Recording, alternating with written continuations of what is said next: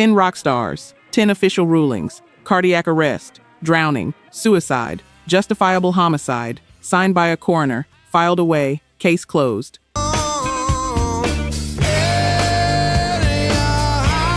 And every single one, someone who was actually there looked at that paper and said, "That's not the whole story."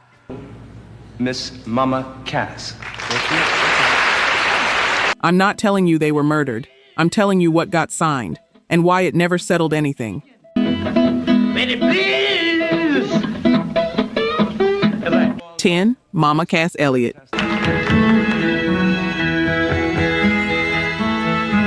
I'm starting here on purpose because this one's going to mess with you a little. You know the story.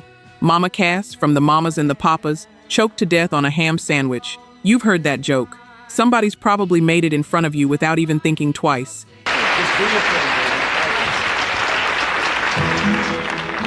Here's the thing. It's not true. It never was. Not for one single day. Cass Elliot died July 29, 1974, in a London flat borrowed from Harry Nilsson, after a brutal 36 hours of performing, partying, and barely sleeping.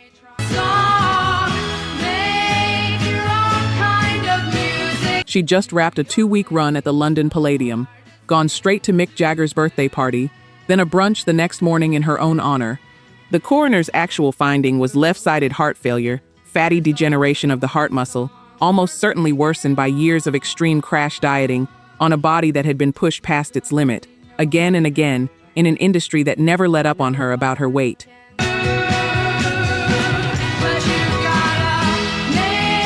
There was a ham sandwich on the nightstand.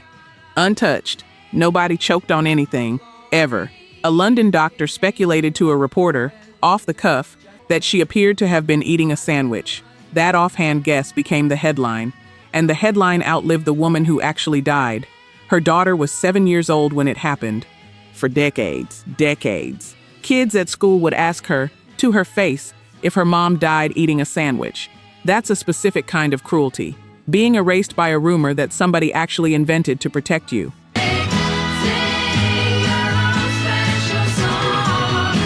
Elliot's own manager reportedly floated the sandwich story to a journalist friend, specifically to keep people from assuming a drug overdose instead.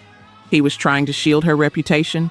Instead, he handed the entire world something worse to remember her by, something that stuck for 50 years. Her actual cause of death was never really in medical dispute. No real controversy about the heart failure itself. Miss Mama Cass. But the myth around it never stopped raising questions nobody should have ever been asking in the first place.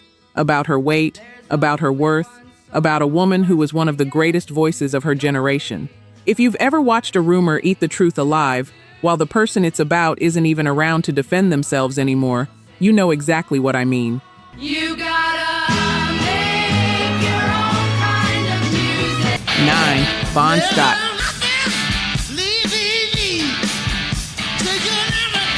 February 19th, 1980. AC, DC, Bon Scott. You know the voice. Highway to Hell, TNT.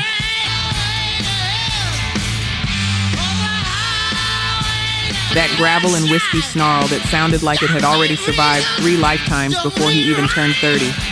Here's what you might not know. The man singing it had about 6 weeks left to live, and none of us knew it yet.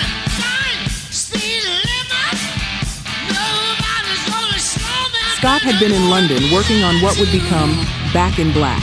As usual, that meant a long night out. He hit a club called the Music Machine and drank heavily with friends.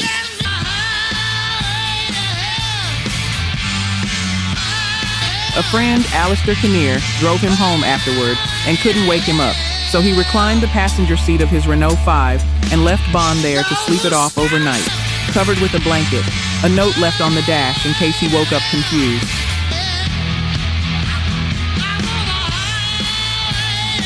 The next day, Kinnear went back out to check on him. Bon wasn't breathing. He was rushed to King's College Hospital and pronounced dead on arrival.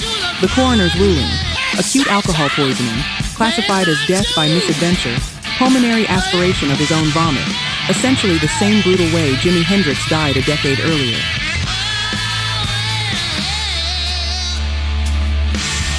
Straightforward, on paper.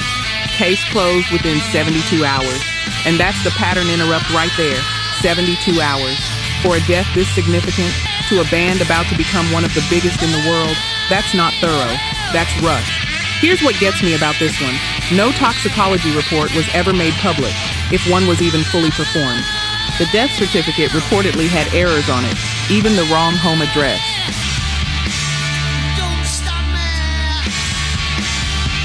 And biographer Jesse Fink, who spent years combing through the case for his book, Highway to Hell, has said flatly, the timeline and the physical evidence don't line up cleanly enough for anyone to call this fully settled.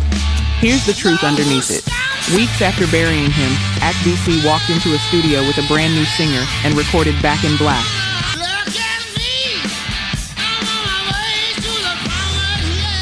One of the best-selling albums of all time, built entirely as a tribute to the man they just lost. That's a specific kind of grief. Not just losing someone you love, losing them right before the single biggest moment of your career and having to build that moment on top of the hole he left behind. Some people say it was exactly what it looked like, a heavy drinker who finally drank too much. Others aren't so sure it's that simple. I'll let you sit with that one.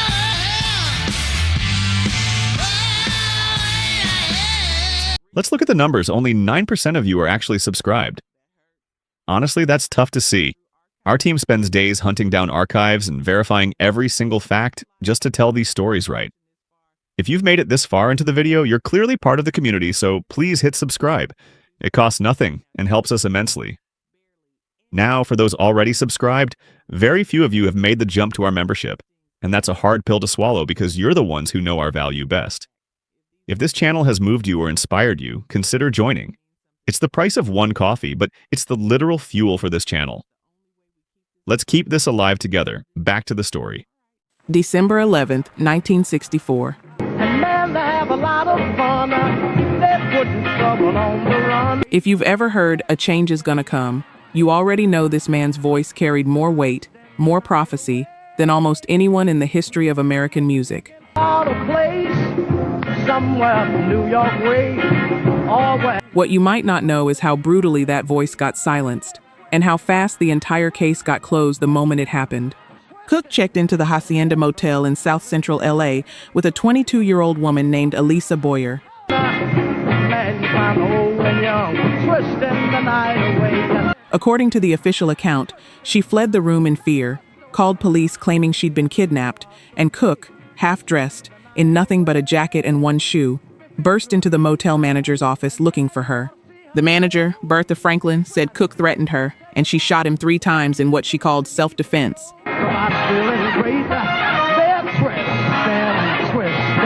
Within 1 week, a coroner's inquest ruled it justifiable homicide.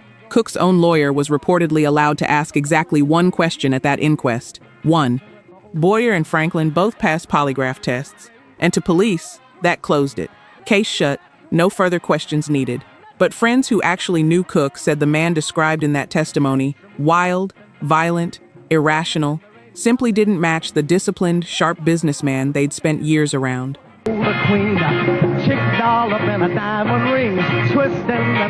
Cooke's blood alcohol was 0.16, high, sure, but his cash, over $100, was untouched in his jacket, which undercut the robbery theory police floated. Meanwhile, Boyer's purse reportedly held a single $20 bill, and pieces of her own story shifted over time. None of it added up cleanly, and none of it got a second look. Muhammad Ali, who was close with Cooke, said it plainly back then: if Cooke had been Sinatra or the Beatles, the FBI would have been investigating personally.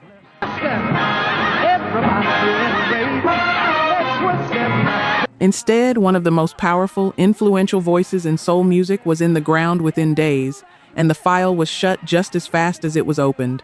200,000 people turned out across LA and Chicago to mourn him. That's the part that still gets me. A man that beloved, that important to an entire genre of American music, and somehow the system moved fastest not to find the truth, but simply to be done with it. Was it exactly what the inquest said? Maybe, but maybe was never the same thing as settled. And for 60 years now, it's never once actually felt that way. I like that. Come on, baby. 7. Brian Jones. I'm a little bigger than a cat. the man who started the Rolling Stones.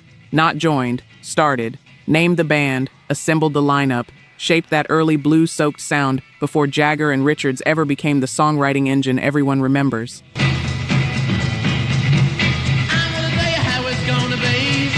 And by July 1969, the band he built with his own hands had pushed him out completely.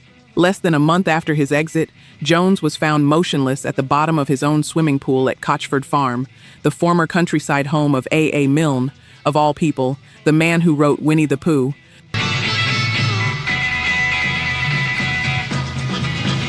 His girlfriend, Anna Wolin, pulled him out and swore he still had a pulse. By the time doctors arrived, it was too late. The coroner's ruling: death by misadventure, drowning while under the influence of drugs and alcohol, his liver twice its normal weight, from years of hard living.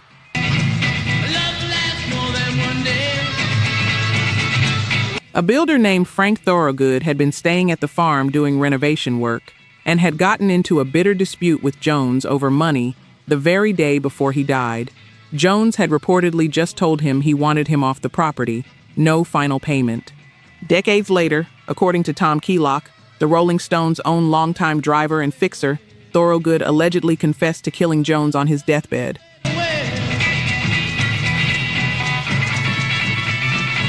Keelock later walked the story back. Nothing was ever officially reopened.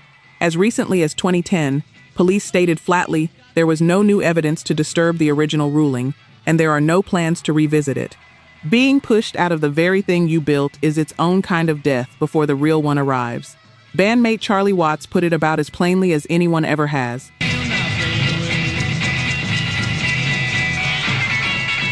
They took the one thing away from him, which was being in the band. And 6 weeks after that happened, he was gone for good. Jones's own daughter, Barbara Marion, decades on, told a reporter flat out that she believes he was murdered. Not wonders, believes. That's not some anonymous voice on a forum somewhere. That's his own child, still carrying that conviction more than 50 years later.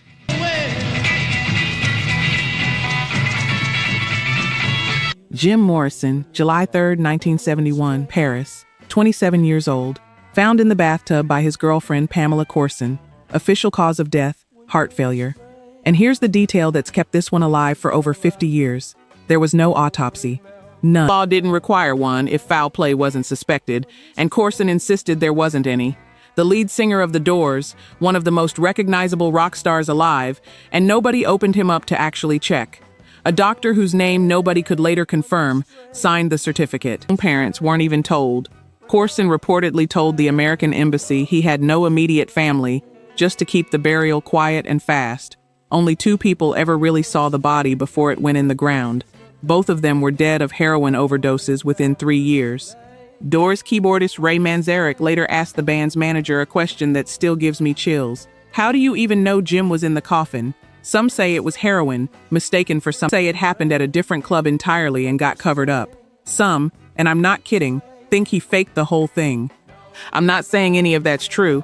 I'm saying when there's no autopsy on someone this famous, you don't get to be surprised that the guessing never stopped. That grave in Père Lachaise Cemetery still gets more foot traffic than almost anyone else buried there. People aren't just visiting a rock star, they're visiting a question. 5. Robert Johnson.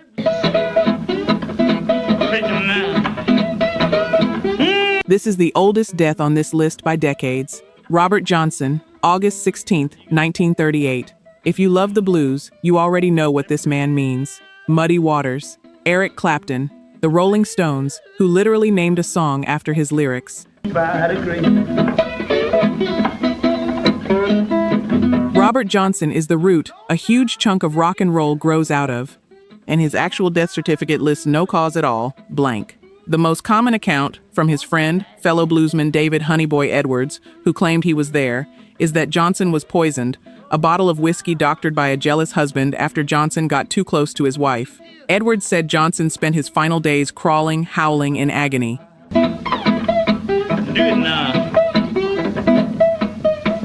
Decades later, someone finally flipped over the back of that death certificate and found a note from the plantation owner speculating it might have been syphilis instead. There wasn't even an investigation, not a real one. This was 1938, rural Mississippi. A black musician, nobody with power considered worth looking into. Betty, please. No autopsy, no toxicology, nothing. The cause of death has been guessed at for 80+ years by people working off secondhand stories from men who are long gone themselves. If you've ever tried to explain to someone why a musician mattered to someone who wasn't there to see it, you know that feeling. Low down, singing to Johnson recorded for 7 months of his life. 7. And 4 months after he died, he was supposed to play Carnegie Hall. Nobody will ever really know what killed him. And somehow, that's fitting for a man half his own legend claims, sold his soul at a crossroads just to play like that. Hope you never will. 4. Michael Hutchence. Don't have to tell you. Inks, November 22nd, 1997. Found in a Sydney hotel room, a belt around his neck, fastened to the automatic door hinge. The coroner ruled it suicide, specifically that Hutchence was in what she described as a severe depressed state that morning, worn down by a bitter, very public custody dispute with Bob Geldof over Paula Yates, on top of alcohol and other substances in his system.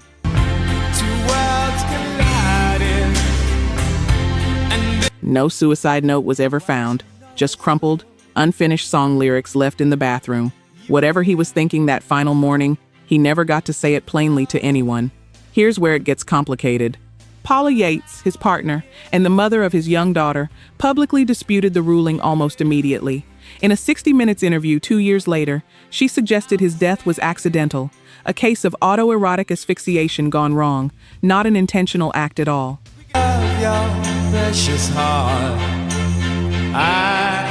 His brother, Rhett Hutchence, spent nearly 2 decades after that trying to get the ruling formally overturned, insisting the full truth had been softened to protect the family's public image, and going so far as to track down a woman he believed could corroborate his theory.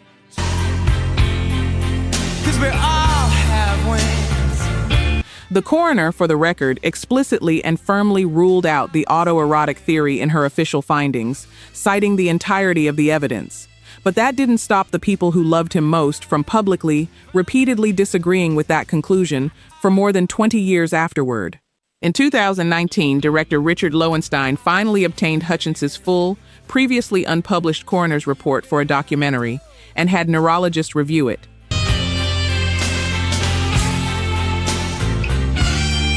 Their conclusion pointed to a perfect storm of suicide risk factors, including a head injury years earlier that may have affected his impulse control. Still, for Hutchence's own brother, the case never felt resolved.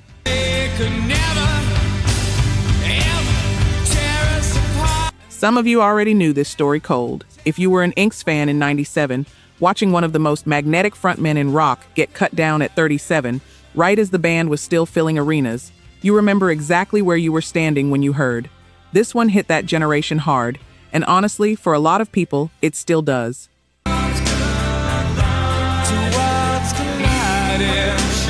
3. Kurt Cobain, April 5th, 1994.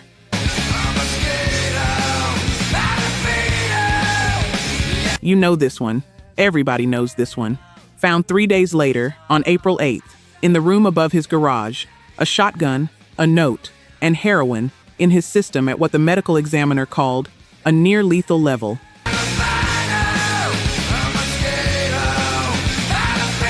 High enough on its own to raise questions before anything else even entered the picture. The Seattle Police Department ruled it suicide almost immediately, while his body was reportedly still at the scene. And 20 years later, on the anniversary, they reopened the case and reconfirmed that same ruling, specifically to try to put the conspiracy talk to rest for good. It didn't work. Not entirely, not even close.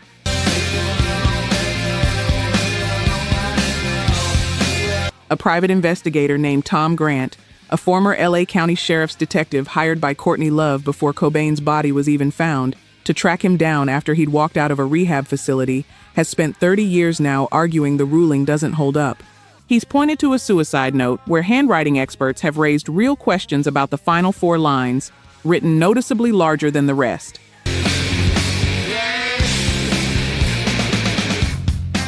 He's asked how a man carrying that much heroin in his bloodstream could still physically rack a shotgun and follow through. Journalists Max Wallace and Ian Halperin built entire books and documentaries around the same doubts. The Seattle police reopened this file twice, and twice they found nothing that changed a thing. That matters. It's not nothing.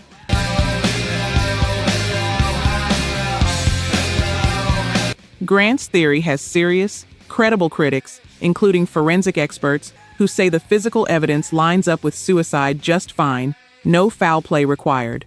When somebody that beloved, that important to an entire generation, who felt like grunge finally spoke for them, dies that suddenly, the not knowing can feel almost worse than the loss itself.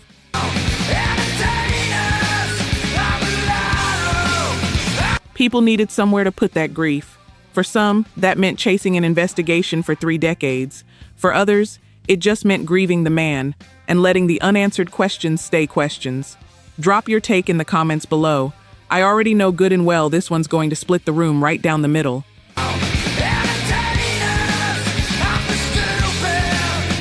To Chris Cornell, Soundgarden, May 18th, 2017.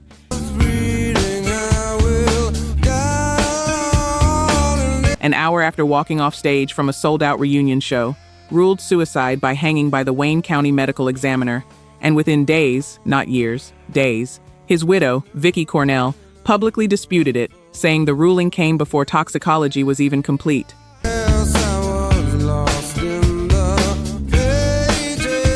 Here's what a lot of people don't know. Cornell's family later sued his own doctor, alleging he'd been overprescribed anti-anxiety medication that impaired his judgment so severely he wasn't in his right mind that night.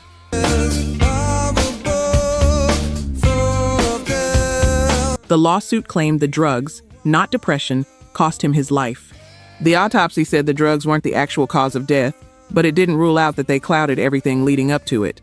And there's a detail that's genuinely stayed with people. Nobody removed the exercise band from around his neck immediately when he was found. Small thing.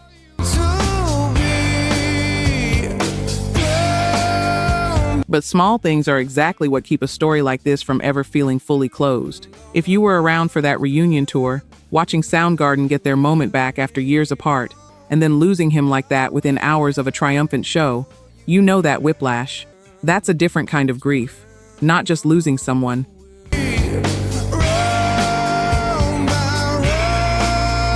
Losing them at the exact moment it looked like things were finally good again. His wife still maintains, to this day, that the man on that stage was not a man planning to leave. Whether medication, depression, or something else entirely was behind it. I don't think anyone who loved him has ever gotten a clean answer.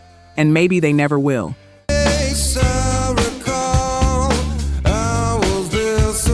1. Elvis Presley, August 16th, 1977, Graceland.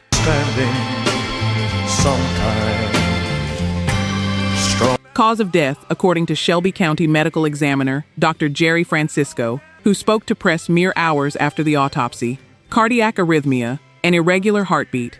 He stated flatly, publicly, that there was no evidence of drug abuse. Here's the problem. The full toxicology came back showing 14 different drugs in Elvis's system. 14.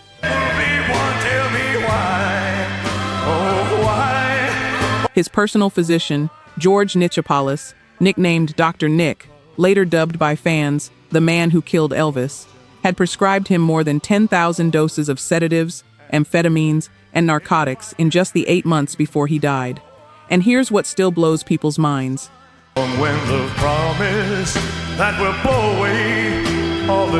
The full private autopsy, commissioned by his own family, was sealed. Not for years, for decades. Reporting has suggested it may not become fully public until 2027, 50 years after his death.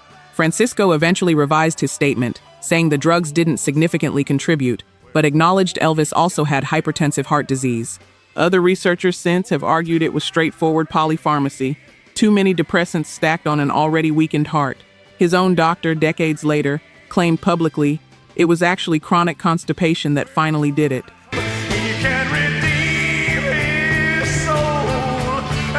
The king of rock and roll, and even his own doctor couldn't settle on a straight answer. That's the thing about the biggest names in this business. The bigger the myth, the harder it is for anyone to just let the ending be simple. Elvis didn't get to just die. He got a cause of death that's still being litigated, revised, and reopened almost 50 years later. Still I am sure that the answer